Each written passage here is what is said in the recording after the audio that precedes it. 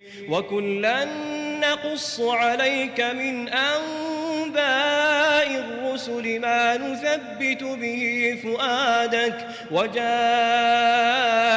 في هذه الحق وموعظة وذكرى للمؤمنين. So, Bismillahir Rahmanir Rahim, Alhamdulillah Rabbil Alameen, wa salatu wa salam ala Sayyidina wa Nabiyyina Muhammad wa ala alihi wa sahbihi ajma'in. This is a session that's going to be a 4-series session on Lut alayhi salatu wasalam, and I need to say a few things before we go into it. So the first thing is that the videos that you're going to watch, they contain discussions of tafsir on the story of Lut alayhi salatu wasalam, and they are discussions on non-male and female sexual relationships, commonly referred to as homosexuality or bisexuality. So they're not male to female sexual relationships, they're male to male or they're female to female. And the discussions are all for an adult audience, and the discussions and its contents are not for people who are looking for fodder to attack and mistreat homosexuals or trying to abuse homosexuals. That's not what the discussions are for. And also they're not here to attack anyone. We want to make it very clear to those who are going to watch the videos that I will explain in detail later on what is going to take place with the tafsir of Lut alayhi salatu salam. But the whole series is going to be to just explore the wider context of the Qur'an and its explanation of the story. One of the things is that we've got a moral world view. We as Muslims have got a moral world view. And this is founded in the Qur'an. And the Qur'an sets this for us, and through the Qur'an we see the world. So the Qur'an has given us a moral compass, and we need to obviously understand each other's moral views. So it's not about just the Muslims. We need to also consider the non-Muslims and people of non-faith, no faith. We need to be appreciative of what they want to believe. We don't want to make nonsensical judgments about anyone. We want to simply say that we're going to take a viewpoint or a standpoint, and this standpoint is a right that we have, just as we give the same token to others, other faiths and other people to have their own stance in this.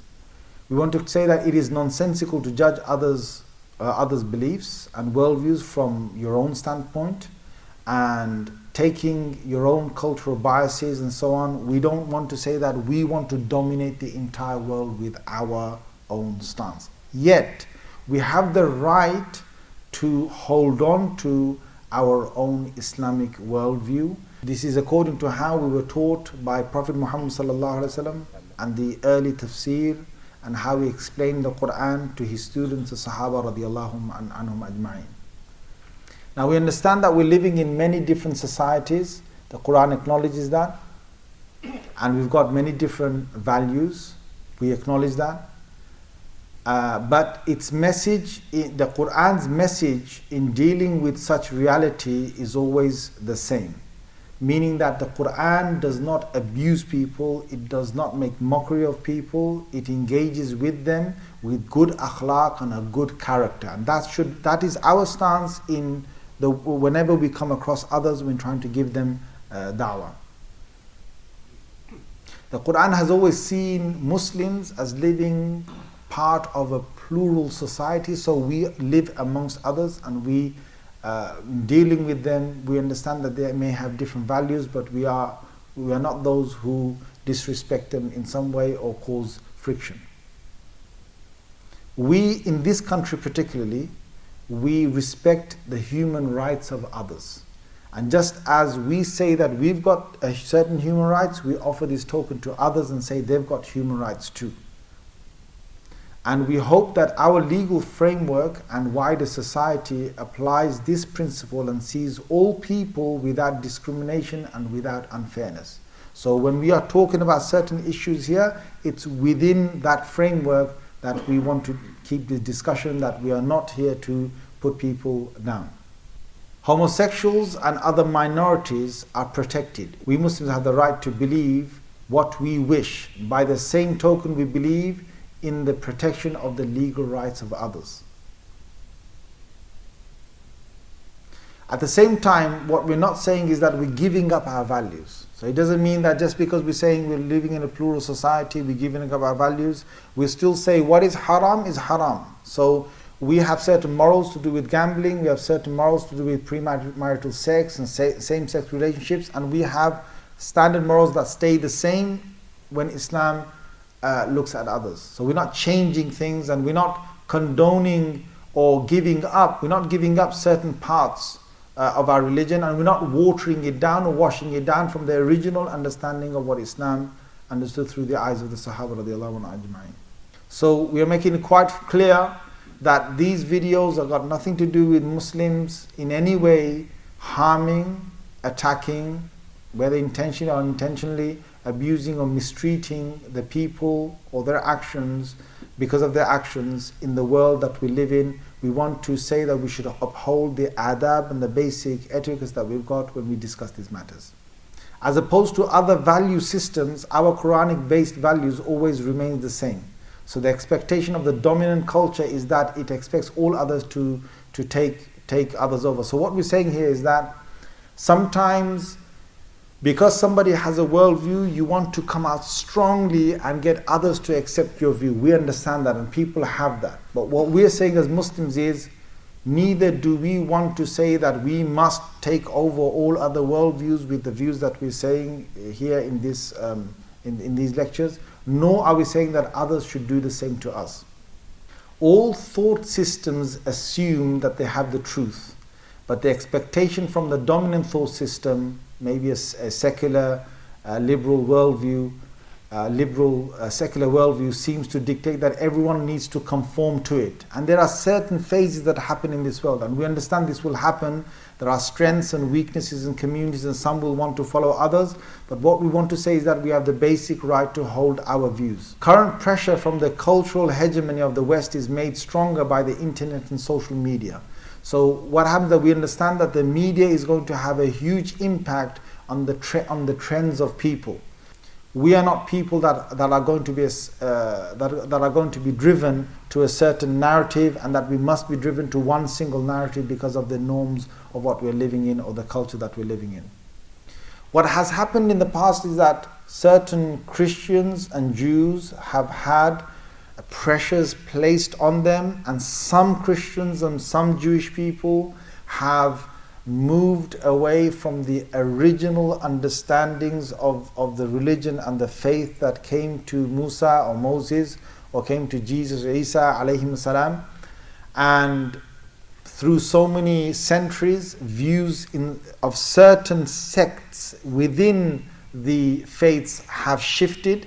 But what we want to say is that today there are Muslims also out there that feel, not all Muslims, some Muslims feel that their worldview is going to be shifted because of pressures, and there's going to be this narrative of either be like us, or always be the other. And we want to say that we do not accept such a narrative. We have our right to believe and see the world from our own perspectives, and this right should be honored and extended to all. This right should be honored and extended to all. Muslims, how they view sexual matters is very private. This has been from early Islam onwards, that we see this as a private matter. We don't see this as a public thing. In fact, Rasulullah sallallahu alaihi wasallam has even told us that we shouldn't even describe to a friend of ours how we might have slept with our own wives.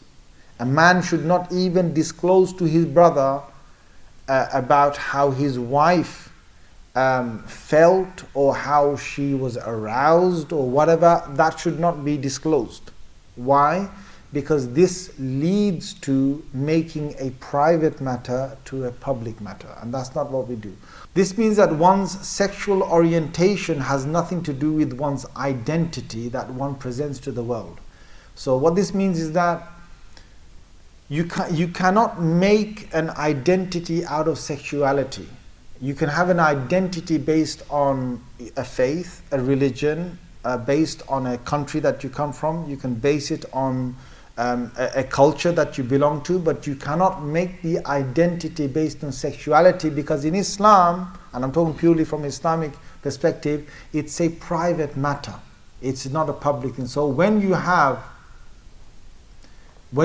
people that are trying to make that a public identity, there is an inherent problem within that, because it always means that that private matter is now going to be something that you will always discuss publicly, and it will perhaps lead to obscenity. It might lead to something that is lewd, something that is not or should not be discussed in open discourses, where people are having their feelings aroused on a public level.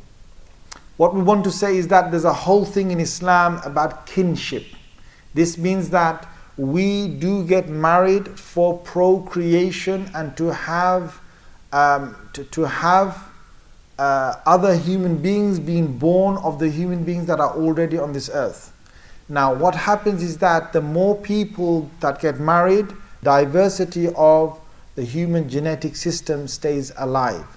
And when you have, for example, if you were to have people marrying within their own kinship, then the diversity it suffers a loss. It suffers a loss. The same way, if you were to have same-sex marriages, the diversity of the human gene system or the human genetic diversity will suffer a loss. This is from scientific research or scientific background. The other part that we want to say is that some homosexuals might think that the solution to having babies is having surrogate mothers. So you have mothers who are not genetic mothers of the child, who will have artificial insemination, and from there they'll give birth to a child from a sperm that has been donated to them or a sperm that has been put into their womb. Now, with this, there are huge effects, and one of the effects are that the mother that has had her fertilization with that sperm, she in some ways has a connection with that child. And if not, if the ovary and the sperm are from different people, what we're saying here is that the baby eventually will not be with the original mother. And having a surrogate baby, when gay people will have a surrogate baby, we're saying that biologically this person will grow up not having the touch or the feeling or the connection with the original mother. And studies are already out there with children that grow up without mothers, without their biological mother, without the biological father, and the effects that take on them. Now here we're saying that they won't even perhaps be anywhere near to being able to spend a life with such a person, and there are going to be effects of this, negative effects of this, that are certainly going to take place, or that will take place in the future, or that might take place in the future. One other thing that we're saying is that religiously, nikah or marriage is the way to get people to get together and be allowed by divine law to have sex.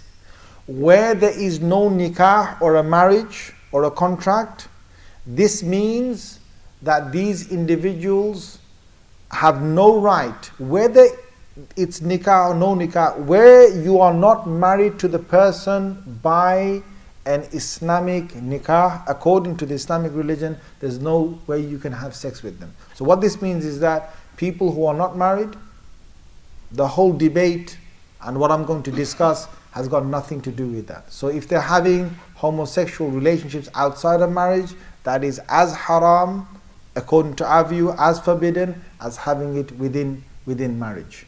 So that's one thing. A second thing is any relationship of sexual intercourse outside of marriage is not halal at all, and that's not even in our discourse. That's why we're not mentioning it.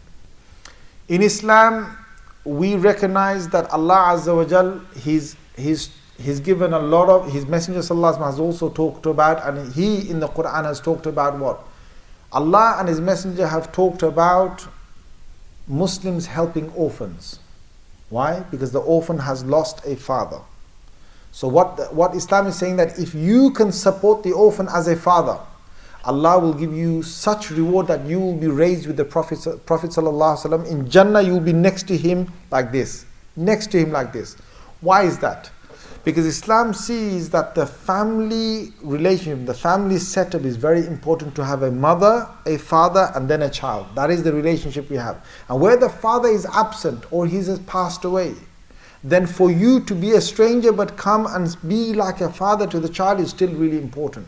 And that's why, for these reasons, we believe that if there is a family unit, it must be male, female, and from them a child. The sin must be separated from the sinner. So the sinner, no matter what sin he commits, we do not hate the sinner, but we hate the sin. Just as if a person was to lie, we don't hate that person, we hate the lie that has come out of his mouth. The same way, the act of homosexuality is regarded to be a sin by traditional Islam, and therefore that is what we regard as a sin, and we do not have we do not have hatred for those people who commit this sin. We have hatred for the sin itself. We are only offering sincere advice and engaging with people of other worldviews, and our points are made from the standpoint of Islamic belief. We do not condone discrimination against homosexuals in the UK, let alone harming them in any way. These lectures are simply for educating Muslims in understanding the story of Lut alayhi salam in the Qur'an and getting better appreciation of their faith and its teachings. This is why this video should not be cut up into snippets or quoted out of its full context. The points that I've just made, they're going to be discussed in detail in the series, the videos that you will see, and there is a 4 parts to this whole video that sum up the entire lecture that I'm giving. So part of the series should not become the entire judgment of what I'm actually conveying out to the world here. We all have ideas and thoughts. All thought systems assume that they have the truth, but the expectation from the dominant thought system or a liberal secular worldview seems to dictate that everyone conforms to it without a right to critique it. But this can't be the case, as everyone should have a right to critique and think about the strengths and weaknesses of any argument or worldview. So we extend that right to others as well as having that right to ourselves. Bismillahir Rahmanir Rahim. Alhamdulillahi Rabbil Alameen. Wassalatu wassalamu ala Sayyidina wa Nabiyyina Muhammad wa ala alihi wa sahbihi ajma'in. Assalamu alaikum wa rahmatullahi wa barakatuh. Again, this is a new session on Lut alayhi salatu wasalam, and the viewers who are going to view this camera as well as yourselves here, I'll just make it very clear that there's going to be very explicit things mentioned that are adult related things. So if there's any children that are listening to this, they shouldn't be. If there's any families that are going to listen to this together, I'm saying on the video, then they shouldn't. It's specifically, the whole of Lut alayhi salam series is going to be specifically targeted to adults, and we are going to mention things that are going to be from their acts. So I would really, put this warning now so that there's no complaints later on that this was said. So again, in the masjid as well, if there's any children here who are around, young children, please take them with you and don't complain to the committee that I've started to say X, Y and Z about them. Okay, so this is about Lut alayhi salatu salam, and he's the nephew of Ibrahim alayhi salatu wasalam. And Ibrahim alayhi salatu wasalam, we just finished his series in a good few parts. And his nephew Lut alayhi salam was living in the same time, and both because of having a drought in the region of Palestine of today, they traveled to Misr, Egypt for a little while. They stayed there, and Allah Azza wa Jal gave them a lot of wealth and things. In particular, Allah Azza wa Jal gave them a lot of herds of animals that they were taking care of. And they were returning back from Egypt, and there were herdsmen under Ibrahim alayhi salam, herdsmen under Lut alayhi salam, and they started to quarrel between themselves. And Ibrahim alayhi salam said to Lut alayhi salam that choose which land you want to go to and make that your land, and let us live near each other but slightly separate. So Lut alayhi salam, he decided to go to the sort of a part near between Jordan of today and Palestine. It's the city of Sodom, and we know the landmark because of the Dead Sea. So where the Dead Sea is, that's where Allah Azza wa Jal brought down the punishment in the end. Now this city, obviously, there was no Dead Sea there at that time. It was simply a land there. And he went there, and he found that there were a people there who started to do something which no other nation before them did on this earth. So, مَا سَبَقَكُمْ بِهَا مِنْ أَحَدٍ مِنَ الْعَالَمِينَ. Nobody before them had done this. Now this is mentioned in various parts of the Qur'an, that they are the only ones or the first ones to start this. One of the earliest parts in the Qur'an is in the 8th juz, in the end of the Qur'an, Surah number 7, ayah number 80. So what's striking here is that Allah Azza wa Jal has mentioned in the Qur'an that homosexuality was not committed on the earth before these people. And we know there were thousands of years perhaps before Ibrahim alayhi salam and between the time of Adam alayhi salam. Now there's going to be, I'm going to talk explicitly, and I'm going to talk about homosexuality in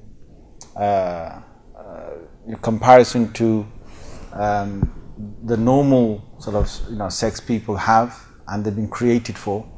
And we are going to go through reasons why, from a religious point of view, we feel that one should be done and not the other.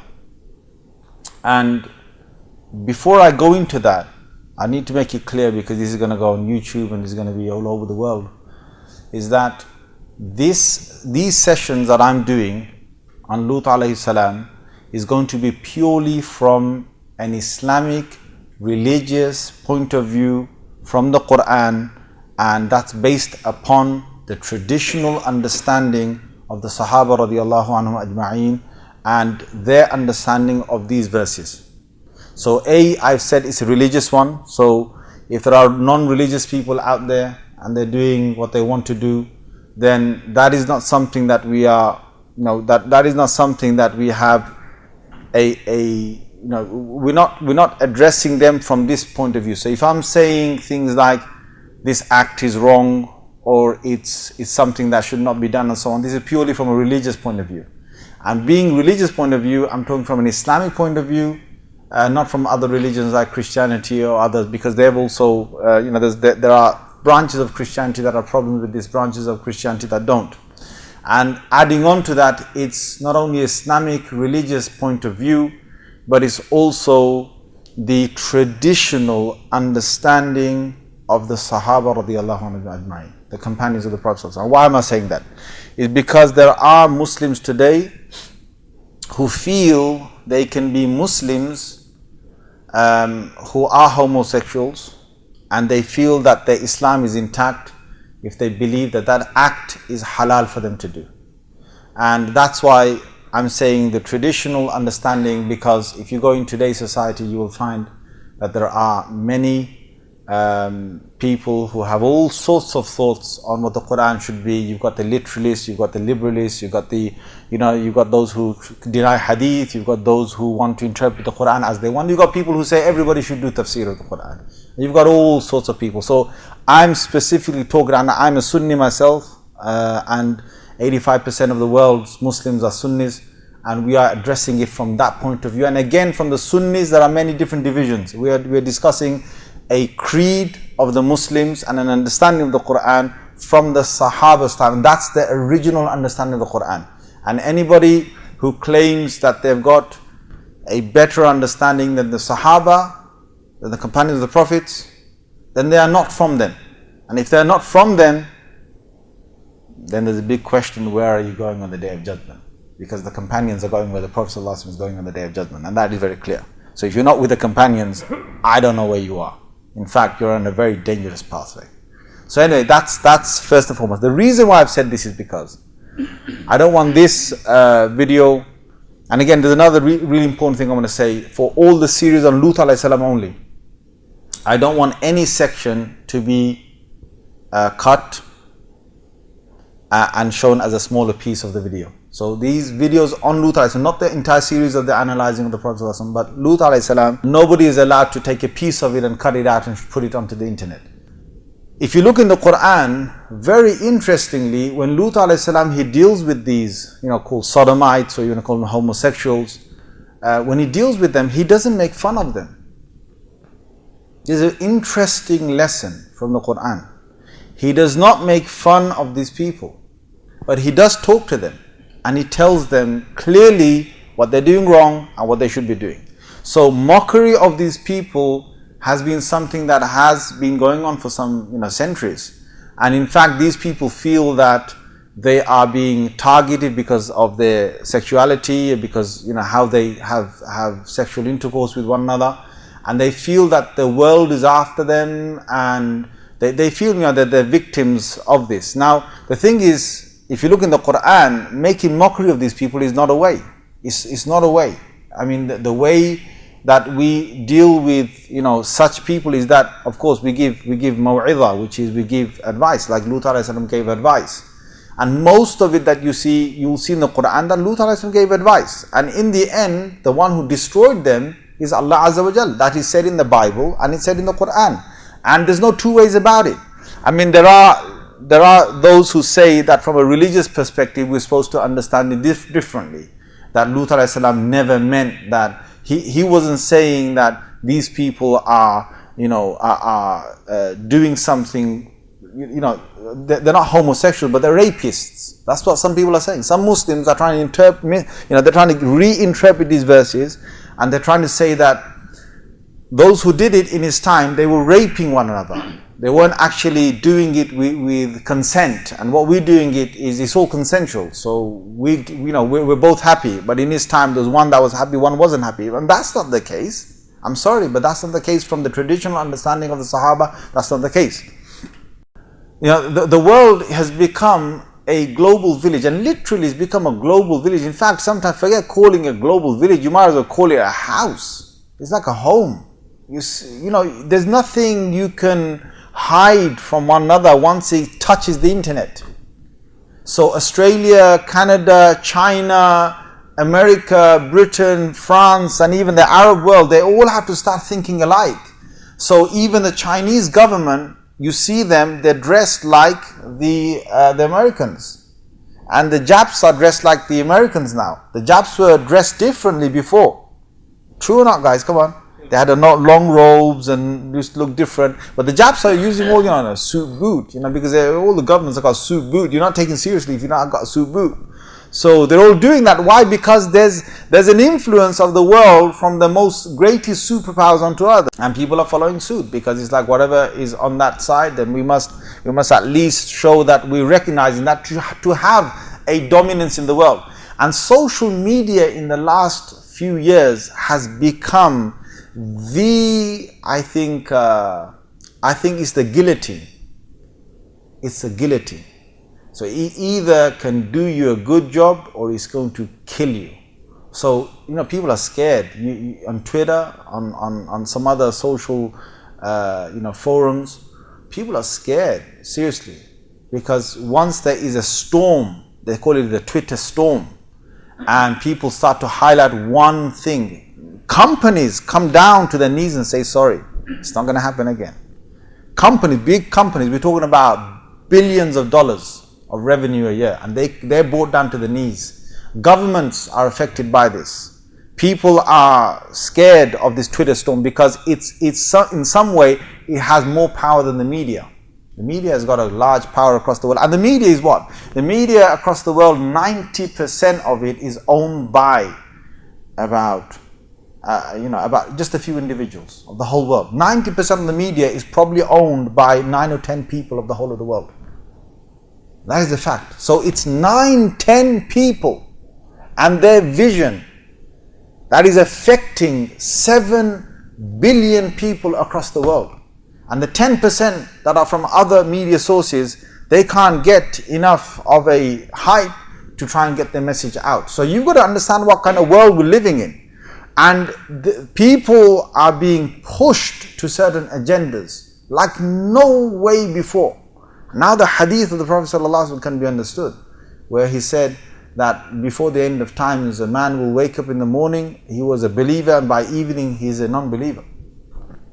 By evening he's a non-believer, because of the amount of information that flushes and the force with it. You've got to understand, it's not just information, it's the pressure that comes with it. It's like you're the most odd person in the whole of this world. The rest of this world can't get on with you because you're not like us. You've got to be like us. Well, who are you? If I do my hairstyle like this, don't say anything about my hairstyle. Or if I have no hairstyle, you better not say anything. If I have a tattoo, if I have this, I'm not saying anything wrong with these hairstyles or tattoos, whatever. I'm just saying it's the pressure that comes with it.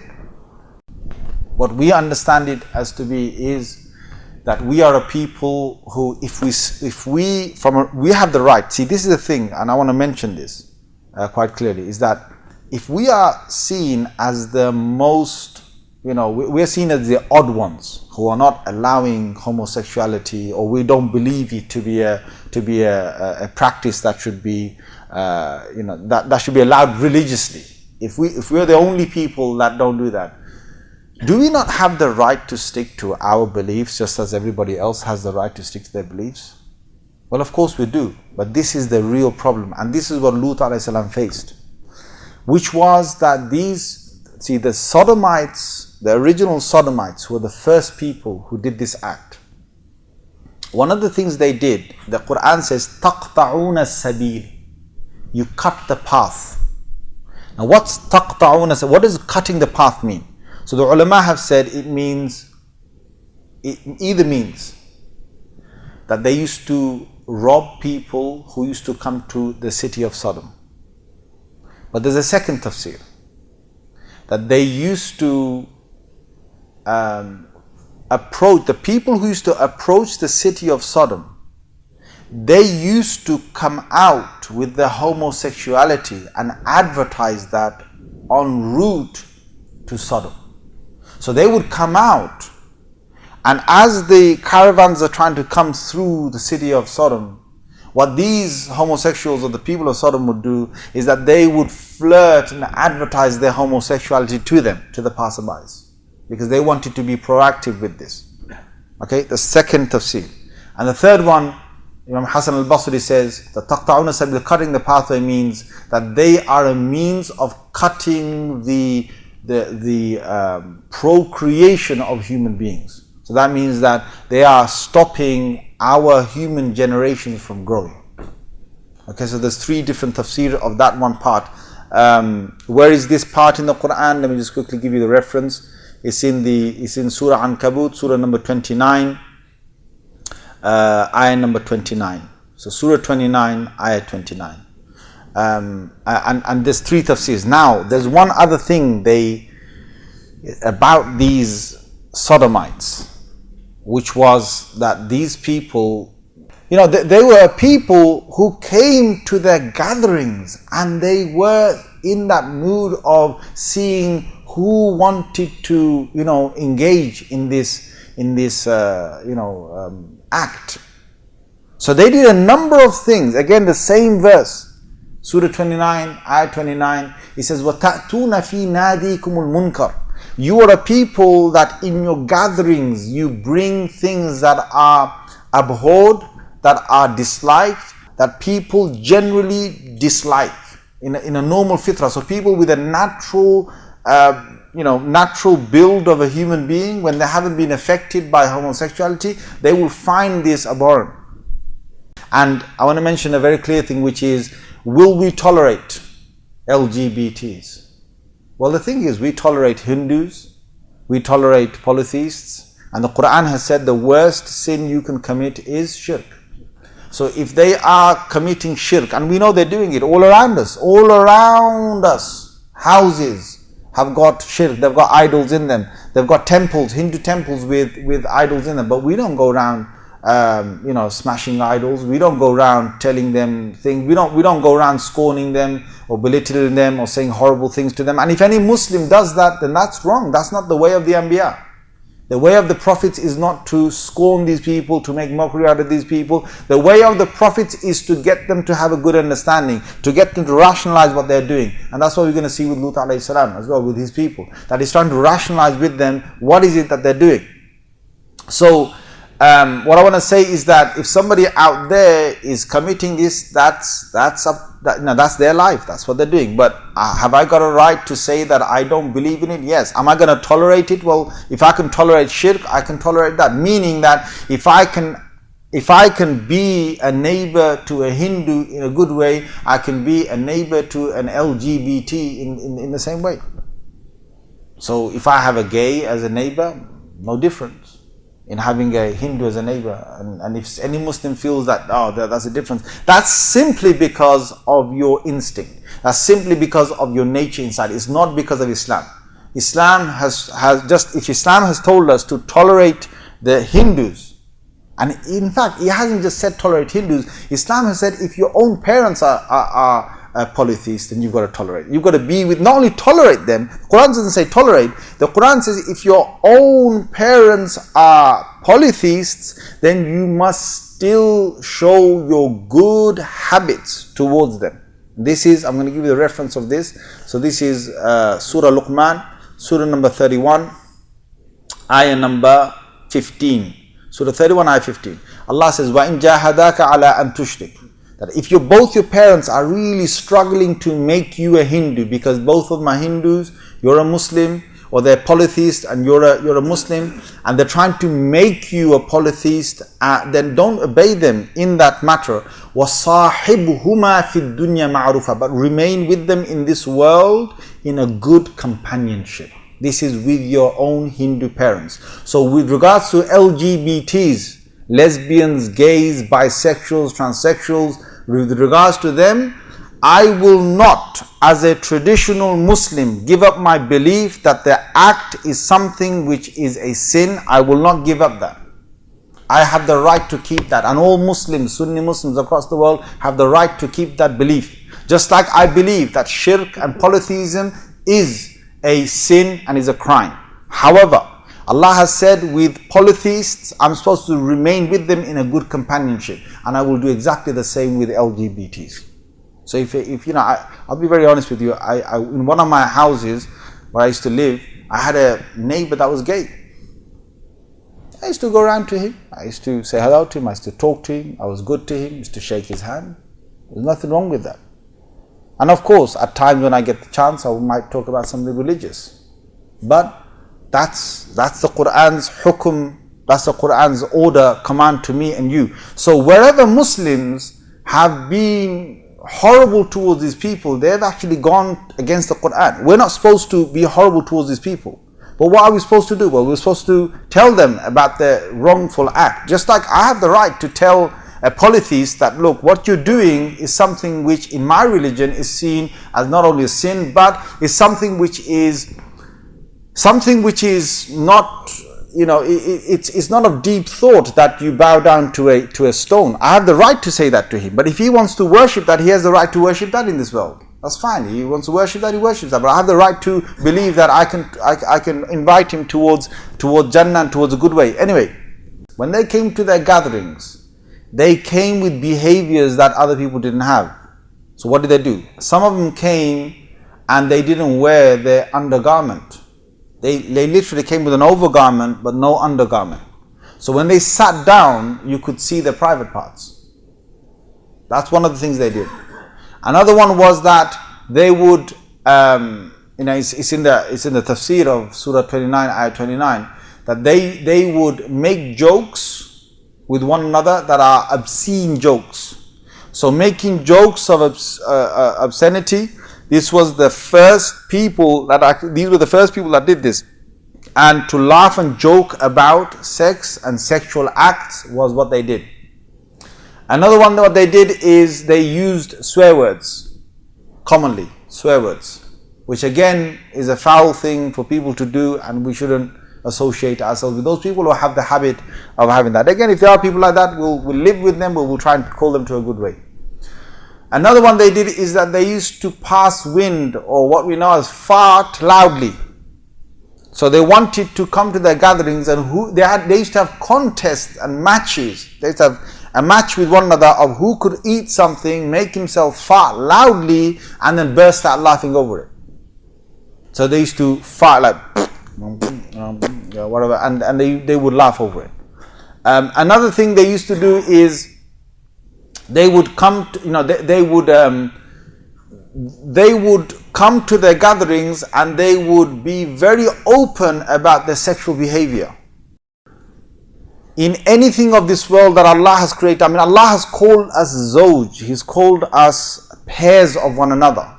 So the man is an opposite to the woman, and the woman is an opposite to the man, and they've been created as two halves to be together as a whole.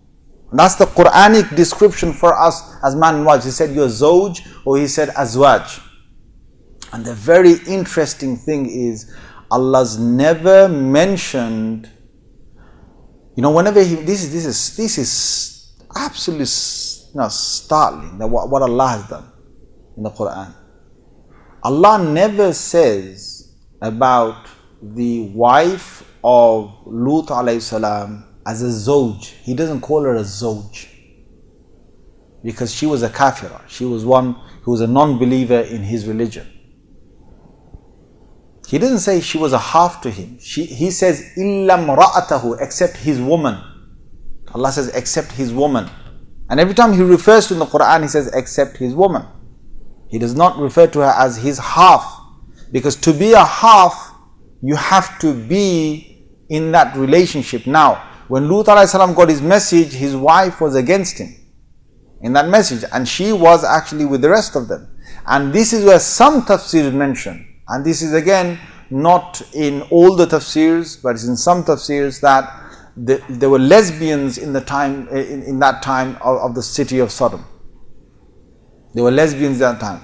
Now, of course, nowhere is it mentioned that his wife was of that kind, but the Quran mentions that she's not a half to him, though it mentions that she is his wife. Why is that? Well, some Mufassirin have said that's simply because she doesn't have Iman in her. If you have a wife that doesn't share Iman with you, then she's not a half to you, she's just a woman. So anyway, that's a separate debate. But what I want to say to you is that Allah Azza wa Jal has created us as a half to another half, and it becomes a whole. So when two males who are really two same halves, they come together and they're like this. So basically, normally a half here and a half here would come together and make a whole. But when you have, like if you take a magnet, you can see this understanding in a magnet. You take a magnet, you take the opposite ends of two magnets, and they will stick together. But if you turn one magnet around, this magnet will push the other magnet away. Yes or no? You have to get them at the right ends to make them meet. So there's a push, because that's this is the science of how Allah has created the whole of the world. You have in electrons, you have positive and negative. In electricity, you have positive and negative. Yes or no? Yeah. and to make it work. And you have you look in across the world, you look how Allah has created nature. It has opposites, and the opposites work together in harmony. Now there's going to be quite a few things I'm going to have to mention, why we feel that it is a wrong act. One great reason I've just said in the tafsir why it's a wrong act is because Allah has created the males and the females because they're going to have procreation. If you don't procreate, you're in danger. Your species is in danger. Your whole country is in danger. Allah has created us differently. So a woman biologically, she's been created to have a baby. And when she has a baby, there's a whole hormones and cycles that are going inside her. A, she's going to become very emotional. B, she's going to have milk that's going to appear in her breasts. C, naturally the kid should feed off. Now they've been telling, no, you don't need to feed anything. No. You basically, here's the bottle, here's some milk we made in a laboratory. You give that to your child, feed him, get a nanny, sit her down, you go back to work. So that's what she's been doing. She's been, here's a bottle here, here's a bottle, nanny, sit down, I go to work. Now, when a woman has given birth, she needs time to get back to normal again. Her memory gets affected, the way she works gets affected. If she doesn't spend time with the child, there are huge effects that take place. I mean, any woman who's had an abortion, this new thing about abortion, any woman who's had an abortion goes through some severe psychological problems, if not minor ones. She will be affected. To my understanding from the studies that I've seen, there's no woman that will not be affected when she has an abortion. Now, it depends what stage of the abortion as well. But I'm talking about if it's a later stage of the abortion, there's definitely severe problems that she will have, in the way she is after giving that abortion. So now, she gives a bottle of milk and she says, okay, feed it. Then what happens? Well, hang on a minute. Hey, where did this breast cancer come from? Where did breast cancer come from? 100 years ago, 200 years ago, did they have breast cancer? I mean, you look at it, it's simple. You've been bottled, you've been given this artificial milk out. Women have had their milk coming in, not, given out, and the whole cycle's not being, functioning properly. And then you find, a big correlation of these women that have got breast cancer in them. But anyway, what I want to mention to you is that these are lies to people in order to make them such individuals that are going to go and do what certain governments or agencies want to do. And you know what it's all about? It's all about making money. Brothers, sisters, wake up. And those non-Muslims who are watching this, please wake up. Drugs, pharmaceutical companies are making the billions because of this artificial milk. That's what it's about. They've manipulated governments. The government comes out with a proper research that breast milk is the best thing for the child. These pharmaceutical companies, they hire scientists and they manipulate research to try and make it show that, there's nothing wrong with this kind of milk that's given to children, right? And it's better than breast milk, right? Now, with homosexuality and the whole thing about having sex and so on. Now, what they did in the last 70 years is they said that people could do this. You know what the big case right now is, which I was going to come to, which is now they've got a serious problem in the Western world of fertility. The fertility is really down. The children in the families are less than 2 children per family. So what did they do? Well, they boosted up the child benefits, right, to try and get them to have more children. They said, look, they said to their own people, so these are born Canadians, born Americans, and born British, British, hey lad, you have a baby, give you some money, lad, go and spend it, lad. Yeah? Now, you don't want to have babies. So who cashes on it? It's the Asians and the Africans and all the others that come from other countries. They come, they say, hey, we don't believe in all of this stuff. Yeah, we'll have as many children as we can. They said, hey, what's going on here? We've got to shut the borders now. Now they want to shut the borders because they've got a population crisis, a serious population crisis. Their fear is that if they allow all of these sort of indigenous people from other countries, then they're going to fill them up, and their own people, because they've got condoms, they've got sheaths that they have intercourse without wanting to have babies. There are many women out there who just don't want to have babies. If you look in the 80s, 90s, you kind of think, what kind of brainwashing people have gone through. So basically what happens is in the 50s they start to show this modern woman, at the office. In the 60s it becomes like you go out there and it's all the Beatles kind of age, dance, sex, rock and roll, all that was the 60s. 70s was you have sex with as many people as you want, enjoy yourself. That's serious. And then the 80s comes AIDS. LGBTs now want to have children. So when they have children, now in all these books they have the two princes and the two princesses and so on, and they're making these books and so on, and they want us to believe that this is the case. Well, my first thing is, look, please show me a real two princes and a real two princesses that do that. I want to see Queen Elizabeth and one of her children being gay, and I want to see her kingdom in a real form of she's got within her own family, and she's proud to say that I've got daughters and sons that are like this. Because there's a bit of a hypocrisy here where the world governments are all allowing these things to spread, but they themselves won't practice it in their royal palaces and they won't have any of it.